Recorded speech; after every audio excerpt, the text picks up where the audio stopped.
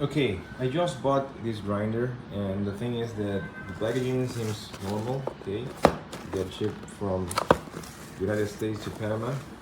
Okay, and the thing is that the grinder came with this dent. Considering this is a metal material, it's pretty hard. And, okay, so it was supposed to be working right away, but I'm gonna try to make this work right now. The handle is not working. It's not even moving. You cannot move it. I am trying to put it like really hard, and it's impossible to do it.